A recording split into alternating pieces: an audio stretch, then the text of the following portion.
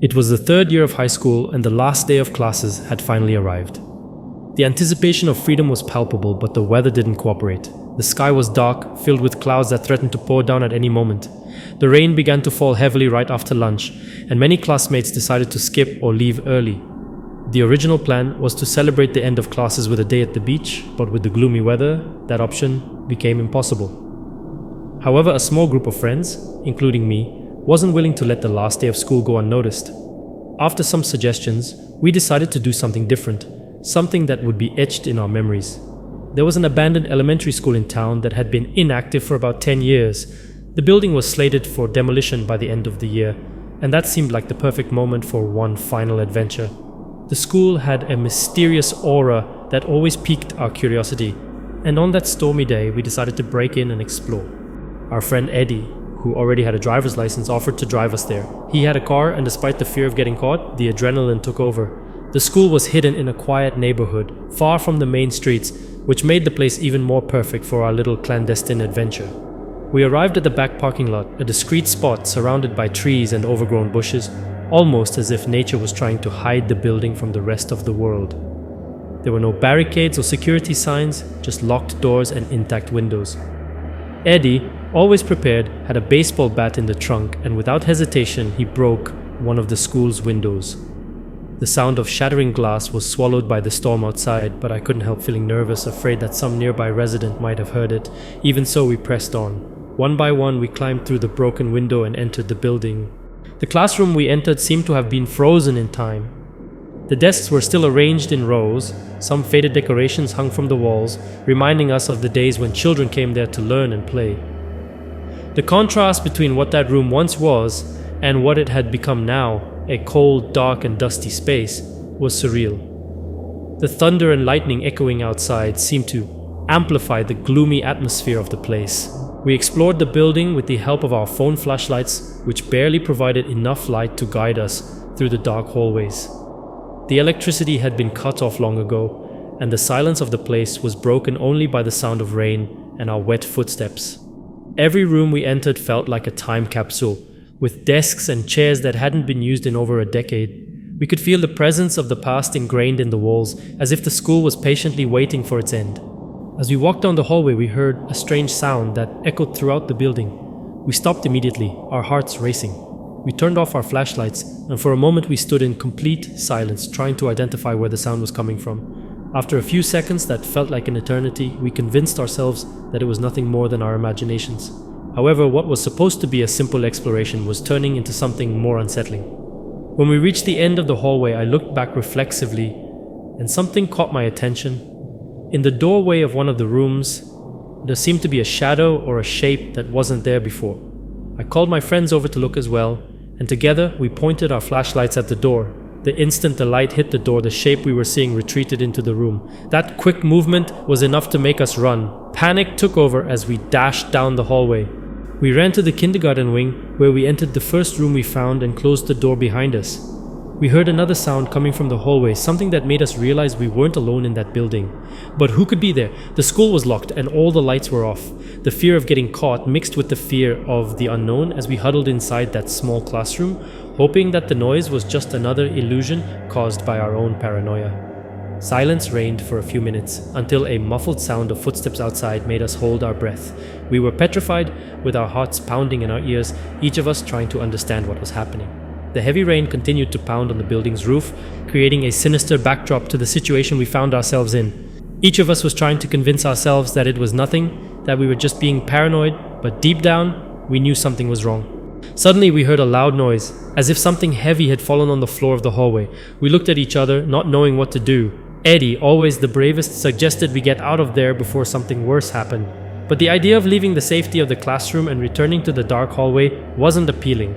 After a few minutes of whispered discussion, we agreed that the best option was to get out as quickly as possible. Carefully, we opened the classroom door and stepped into the hallway. It was darker than before, and the atmosphere seemed even more charged. The sounds that had seemed distant earlier were now closer, and the feeling that something or someone was watching us was undeniable. We decided not to stop to investigate and quickly headed toward the window where we had entered.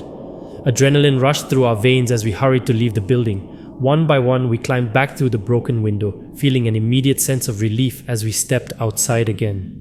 The rain was still falling, and even though we were soaked, we felt safe once more. On the way back home, no one said much. We were all trying to process what had happened. The initial idea of a fun exploration had turned into something darker and more disturbing. Whatever was in that school with us, we preferred not to find out. It was an experience that marked the end of our school years, with a mix of adrenaline, fear, and a sense that perhaps some doors are better left closed. When I started college, the excitement was high, but I quickly realized that some challenges would be harder than I imagined. One of those challenges was chemistry class in the first semester. I had always struggled with the subject in high school, and the university version proved to be even more complicated. The classes took place in a large room where the tables were organized in groups of 4 students. I always sat in the same spot to the left at the end of the middle table, trying not to draw too much attention, especially since I knew my performance was below expectations.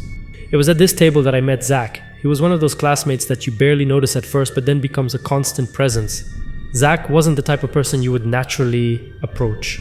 He was a bit strange, with a demeanor that made me think of him as the typical internet forum moderator, someone who spends a lot of time in the virtual world.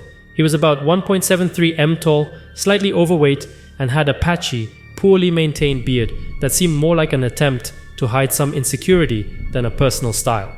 Still, he was good at chemistry, and that quickly became apparent to me and the other classmates.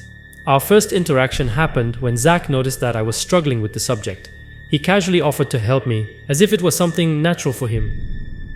At first, I resisted a little because I didn't want to admit that I needed help, but I soon gave in. The test scores didn't lie, and I knew that without some kind of support, I probably wouldn't pass the course. As the weeks went by, our interaction grew. Zach was more than willing to help me, reviewing my assignments and even letting me copy his answers during exams.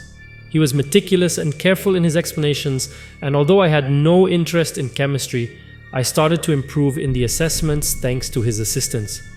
Although I never felt that Zach was trying to flirt with me, there was something in his behavior that made me slightly uncomfortable. Maybe it was the intensity with which he dedicated himself to helping me, or the way he seemed to derive satisfaction from my academic progress. Things got a bit more complicated when Zach asked for my phone number. He said it was to send me materials related to homework and studies, which made sense, so I saw no reason to refuse. After all, he was helping me a lot, and up to that point he hadn't shown any threatening behavior. Our communication by text was always focused on chemistry, nothing out of the ordinary. However, the fact that we were in contact outside the classroom began to create a different dynamic between us. As the semester went on, and with Zach's help, my chemistry grades remained high. I knew that without him, I would probably be struggling to get a C, so I started to feel grateful for having someone who seemed to really care about my performance. But at the same time, I began to notice that Zach expected something in return even if he didn't say so directly. There was an unspoken expectation hanging in the air, and I tried to ignore it for as long as possible. When we reached the last day of class, Zach did something I didn't expect. He asked me out. The proposal completely caught me off guard. There was no attraction on my part, and our personalities couldn't have been more different. I enjoyed going out and having fun with friends, and he always seemed more introspective and reclusive. However, as uncomfortable as the situation was, I knew that I owed much of my success in the class to him, so I tried to decline as politely as possible. I made up an excuse, saying I was traveling to Miami for the next few weeks and therefore couldn't go out with him. I hoped that this excuse would be enough to end the conversation, but he was persistent. "And when you get back?" he asked, making it clear that he wouldn't be satisfied with a simple excuse. That was a critical moment. I felt that 2 weeks would be enough time for him to lose interest, so I said something vague like, "Yes, maybe I'll be around." He replied with an awkward cool, and the rest of that class day was extremely uncomfortable. It was as if the weight of Zach's expectations was pressing down on my shoulders, and I couldn't wait to get out of there. When the class finally ended, I went straight home. Since I lived off campus, that was my last commitment to college for the semester, and I felt relieved that I wouldn't have to face Zach for the next few days. That night, my college friends suggested that we go out to celebrate the end of classes, and I thought it would be a good opportunity to distract myself from the discomfort that had settled on my last day of class. While we were out, enjoying the night in the city and having fun, I received a message from Zach asking, "When are you going to Miami?" I was already a bit tipsy from the alcohol and laughing at the situation. I told my friends about the unexpected invitation and how Zach seemed not to accept a no as an answer. They laughed and jokingly suggested that I should go out with him, just to be polite. Sarcastically, I replied, "Yes, for sure." The truth is, at that point, I just wanted to forget the situation and enjoy the night with my friends. Zach's message went unanswered and the fun continued.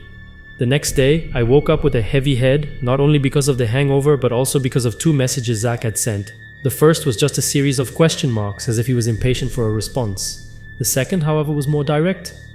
"So are you going to ignore me now that you don't need me anymore, huh?" That worried me. Apparently, Zach had interpreted my lack of response as a sign of disdain. I decided to reply quickly, sticking to the story about the trip. "Sorry, I was packing. I'm leaving for Miami today." His response was almost instant. "Okay." I felt a momentary relief, thinking that would end the situation, but I was wrong. Later that night, I went out again with my friends. We were laughing and enjoying the night when I received a new message from Zach. This time his words chilled me. "I thought you said you were going to Miami today." Fear hit me hard. How did he know I was still in town? I showed the message to my friends, and they were just as scared as I was. I decided to reply by asking, "What do you mean?" He replied vaguely but menacingly, "Nothing, forget it, I just don't like liars." At that moment, I realized that the situation had become much more serious than I had imagined. He was watching me, somehow knowing that I hadn't left the city. Panic started to set in, but I tried not to show it. When I got home that night, my heart was racing and I couldn't stop thinking about what might happen next. As soon as I got in and started taking off my shoes, I heard knocking on the door. The sound was so sudden that I almost fell over in shock. It was around 1 in the morning. I asked who it was, and the answer I heard from the other side made me tremble. It was Zach. He simply said, "It's me." Terror gripped me at that moment. I was home alone, and the idea of opening the door for him was unthinkable. With a trembling voice, I shouted through the door for him to leave, or my dad would come out and throw him out. In reality, I was completely alone, but I hoped the threat would work. Fortunately, it did. Zach stopped knocking and apparently left. I was in a panic. I immediately messaged everyone I knew, telling them what had happened. Friends and family advised me to call the police, and I decided I would do that the next day. However, before dawn, I received one last message from Zach. It was a long message, full of resentment, where he basically confessed his dissatisfaction with feeling used and rejected. He mentioned that since the beginning of the semester, he had felt a chemistry between us, and that he was deeply hurt by my lie about the trip. He concluded by saying that he would give me one last chance to reconsider going out with him, insinuating that he was better than any other guy on campus. That message was scary, invasive, and made me realize that I was dealing with someone who clearly had serious issues. I called my dad in the middle of the night, and he, concerned, sent a strong message to Zach and tried calling him several times, but Zach didn't answer. The next day, I went to the police station and showed the messages to the authorities. They said they would contact Zach, but he never answered the calls or responded to the police's attempts to reach him. Zach simply disappeared. I never saw him on campus again, and the situation, though it left me deeply scared, was finally resolved. This episode left a mark on me. What started as a simple interaction in a chemistry class ended up becoming a terrifying experience that taught me in a painful way what it's like to deal with a real stalker. I learned to be more cautious and to trust my instincts. The feeling of being watched, followed, and having my privacy invaded was something that deeply impacted me.